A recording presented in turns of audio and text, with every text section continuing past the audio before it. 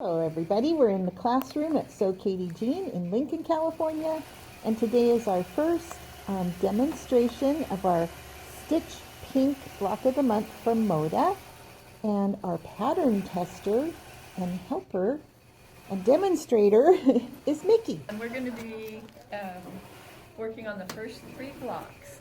So I tested and everything went smoothly.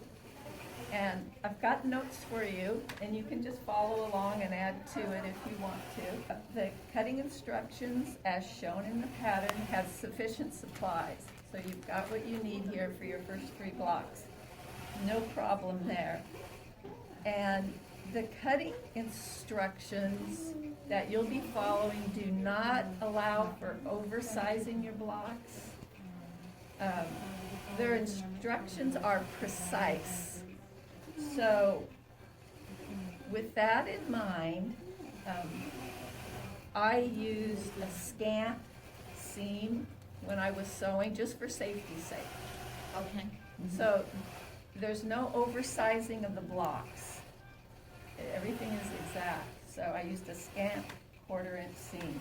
And then if I had to trim, which I'd always check afterwards, think of trimming as you're just going to shave. Just shave off just a teeny tiny bit. And, you know, you might have to do it twice. But just to be on the safe side, use scant seams.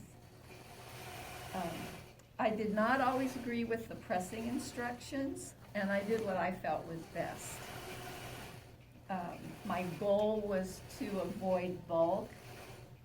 And even a few times in the directions don't say to press open, but a couple times I pressed open because I thought that was best for the construction of the block. Okay. So let's take a look at the color chart. You see there's a number and they're long. All you have to focus on are the numbers at the end beyond the dash. So on the first one, Duchess,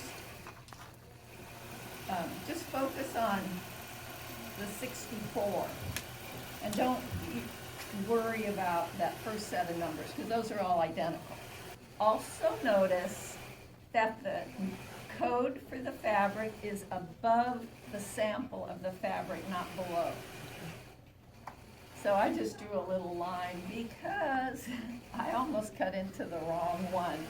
I had this nice dark color here, and I looked at the number below and I was ready to start cutting. No, it's the number on top, so don't make that mistake. As a precaution, because some of the especially the middle tone fabrics are very similar, what I did is I put each color in a baggie. It's an extra large sandwich bag. It's just perfect. It gives you a lot of extra room. The scraps from cutting I put right in this bag. And when you start working with all the different pinks, you'll be glad that you have things labeled. You're working with grunge, and grunge fabric is beautiful. There's streaks of color that run through it that you might have pink, but there's some purple that's kind of brushed over it. You're going to look here on your chart, and the purple's not on the sample, but it's on your fabric. That's another reason why it's important to get things labeled. And with the white grunge that you have, it's very easy to get mixed up what is the top side and what's the bottom side. When you're doing your cutting and doing your piecing, make sure you have good light and you don't use a piece upside down. And then when it's time to start cutting into your piece of fabric, get an overview of all the sizes for that color to make sure that you cut the largest piece before you do all the little ones, because you want to have a hunk that's wide enough to get the biggest piece out of the fabric.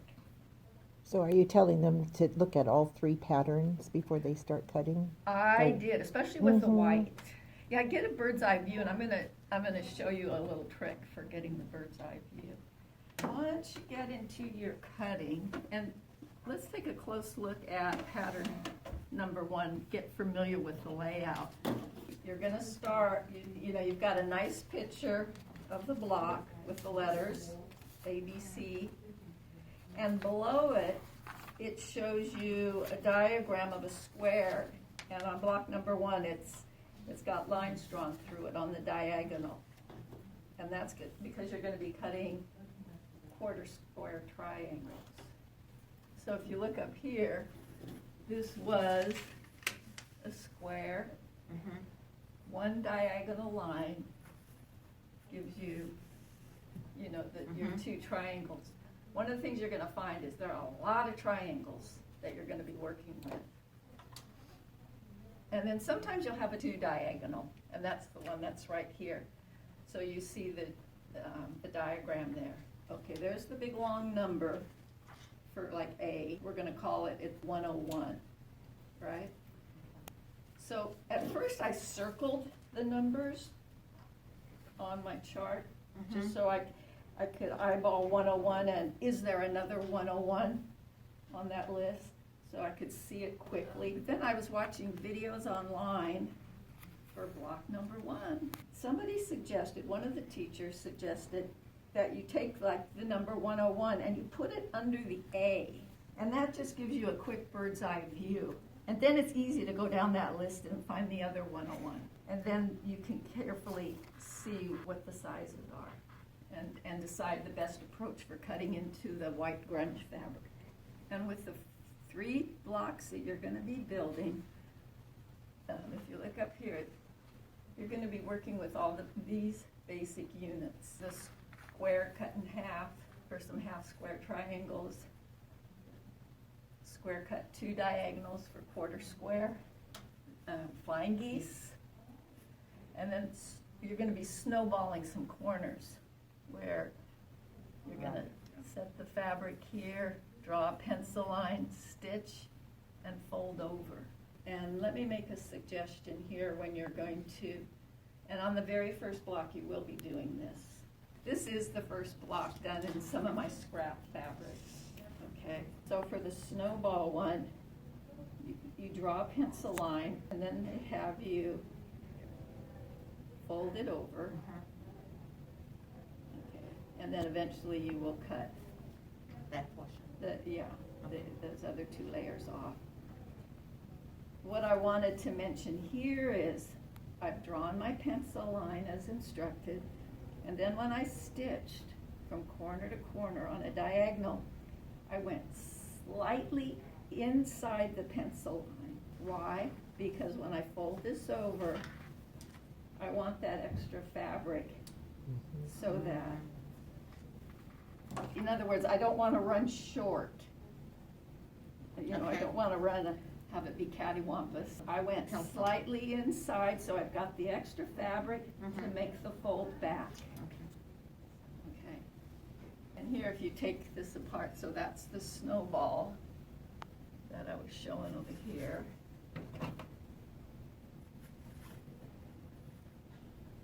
And this piece right here, they have you doing lots of cutting to get to this point. And then you're going to have some half square triangles, but not here, not on this one, but on your other ones.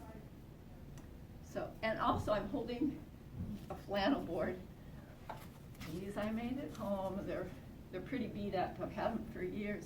But when I make blocks, I do my cutting and I put them on the flannel boards, and then I eventually go to my sewing machine, and then I get to the part I really want. Sue has here at the shop, she's got really pretty ones. Someday I'm going to make, because I think they're easy enough just to make at home. Right. We've all got extra batting, so you just put batting on a board, a styrofoam board. You're going to end up with 1 or 2 bias edges, depending on how it was cut. When you work with triangles, you want to be so gentle and loving with this triangle because of the bias edges.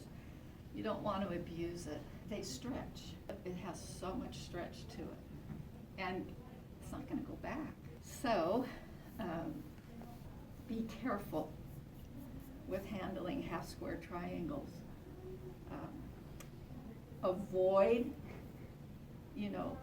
ironing aggressively on it. Try not to iron on the bias side of the triangle. And definitely no steam, not when it's loose like this, okay? Once it's sewn into the piece you're going to use in the quilt, then your edge is safe and you can iron as usual.